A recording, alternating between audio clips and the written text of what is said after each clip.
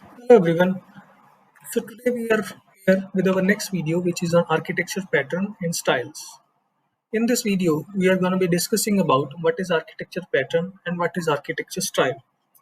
And while you are developing your next application or any application which is already in developed stage or any application which you are developing from the scratch, how do you need to take care of these two things, that is pattern and styles, so that you can build a scalable and fault tolerant and resilient application.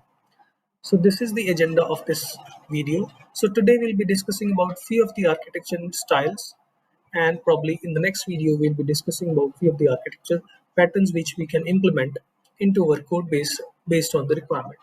So first of all, let's discuss what is architecture pattern.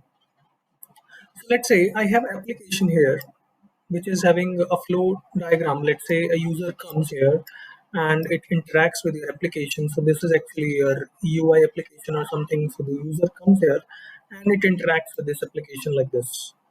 Now, when user is interacting with the application, now there are multiple things happening in your application.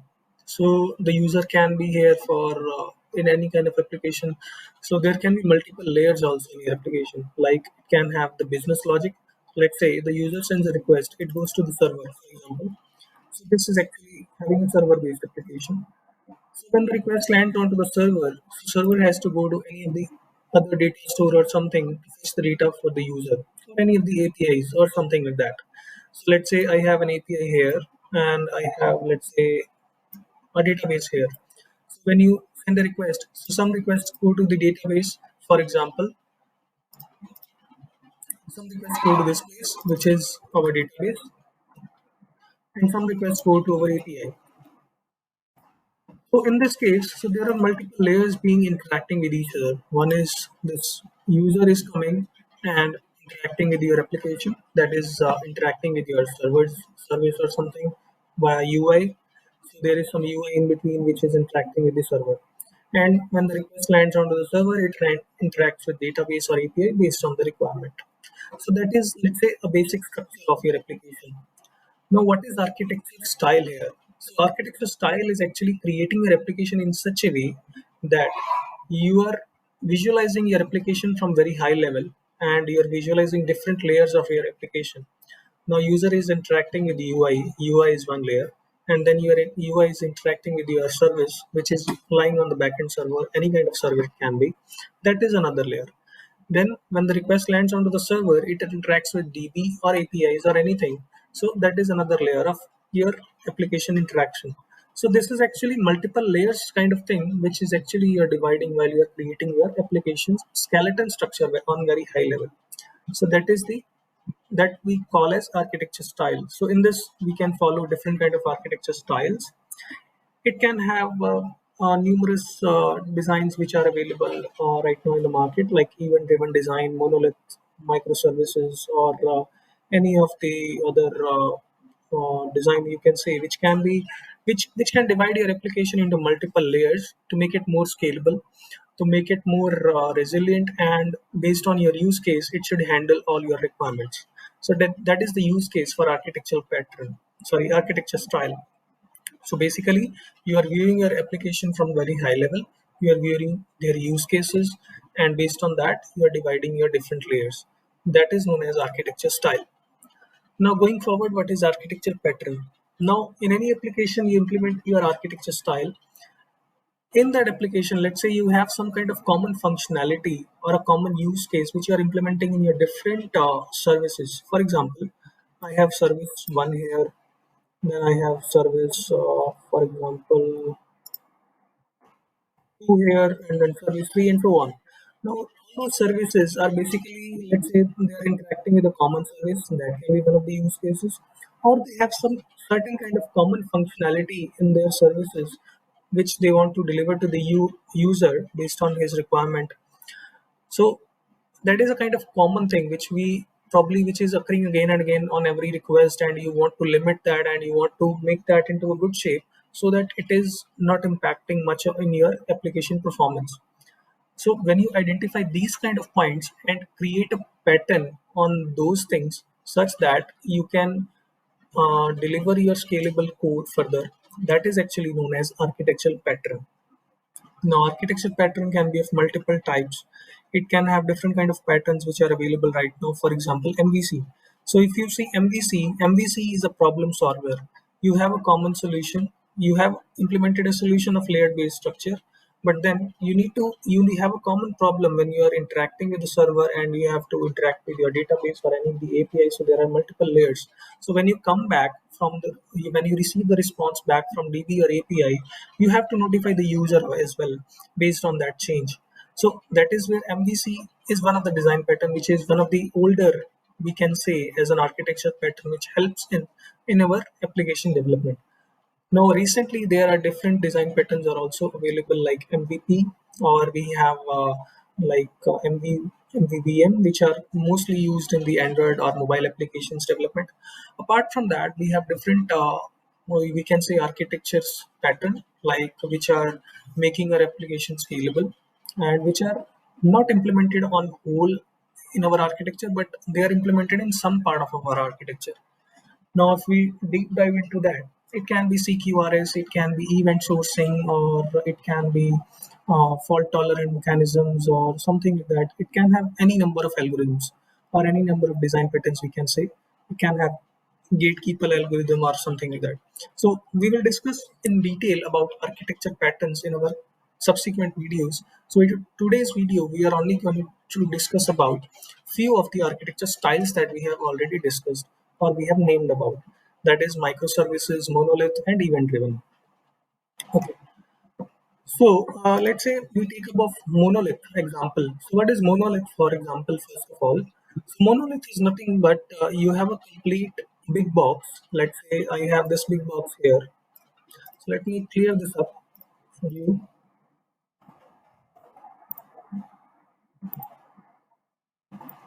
Okay. So you have a big box here, so which is pretty big and it contains a lot of things. It contains your UI, it contains your business logic, it contains your DB interaction or API interaction layer, or it has any other mechanism which where it has some kind of schedulers or some kind of services which are running side by side into your application, something like that. So it has all that stuff in one big box. So that is what known as it's coined as monolith. So earlier, when we were developing the application, or when the application's development was uh, from now, if you see 10, 15 years back, so then this was the major trend which we used to see, that is monolith applications, where everything was part of one big box, that is UI, business logic, DB interaction, and all those extra services as well. Now, over the time, we have used this, but there were certain challenges which the researchers were already researching about for as an alternative to monolith application architecture style. Now, to cater that, so if you see, you can identify that what can be the major problems in this space here. So the major problems can be one can be its bigger size, so the deployment which is used to happening that may take a lot of time and that may not happen frequently. That is one of the first thing I observe from this stack, from my experiences, that this will be the major bottleneck in the release process of a bigger application. So let's say you are building a big ERP application for any of your client. That application initially may not look that much bigger, but as over the time, when you keep on adding new features, so that application gets bigger and bigger and so on. So over the time, you will observe that your deployment time is reduced. Not deployment time is sorry, the deployment time is increased, but deployment frequency is reduced.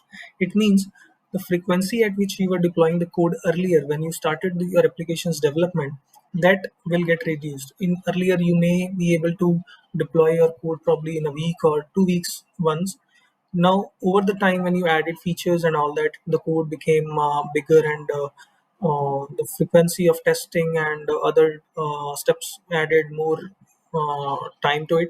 So then your deployment frequency also moved to 1 to 2 months.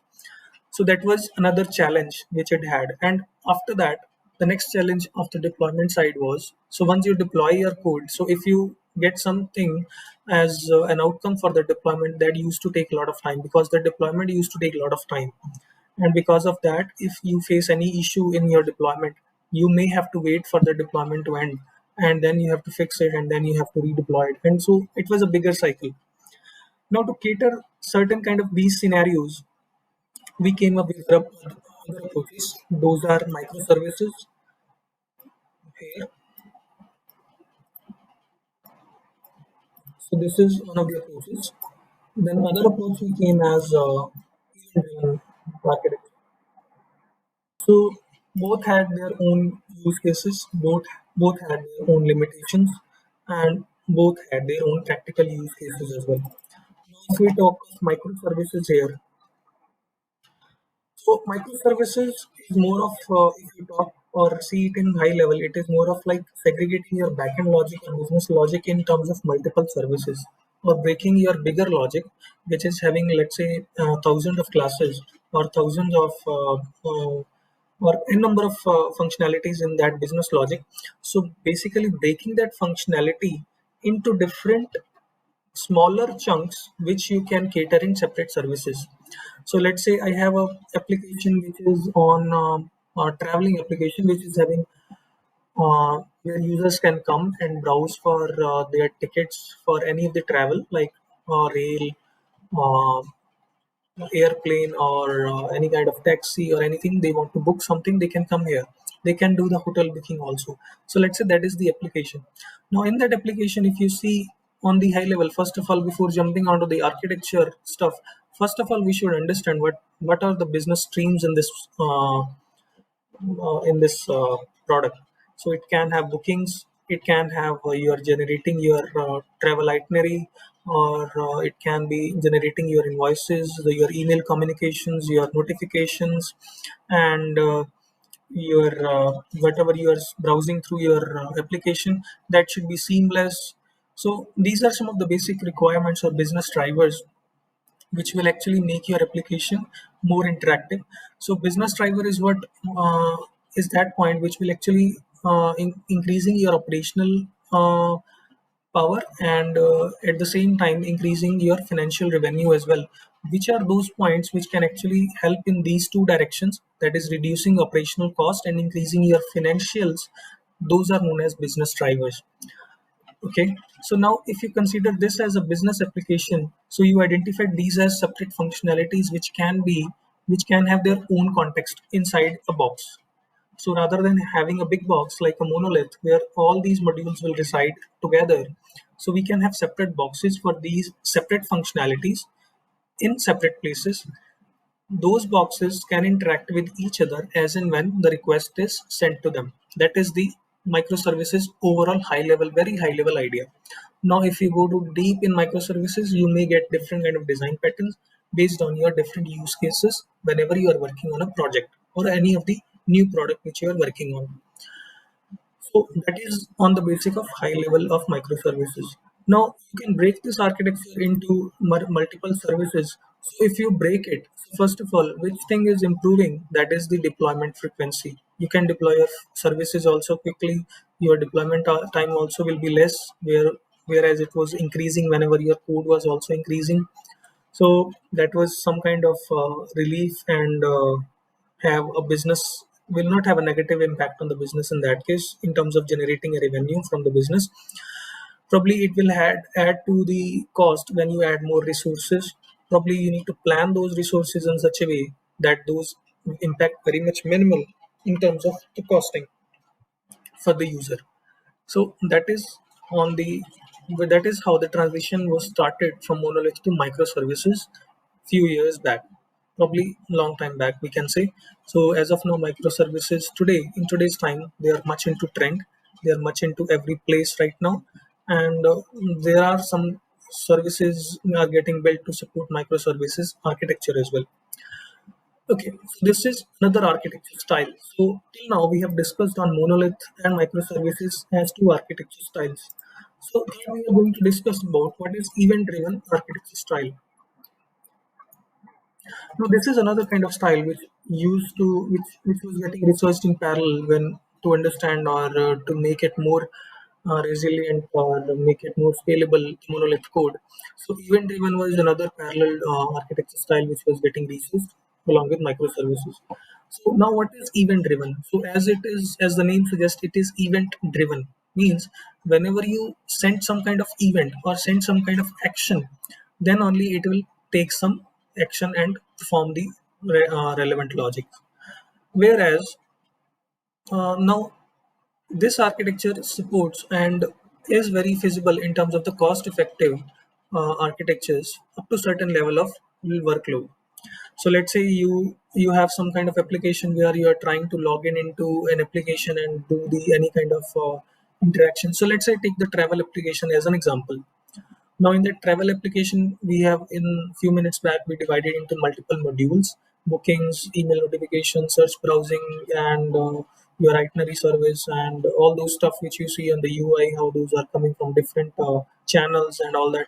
So there have you can divide those into different services as well.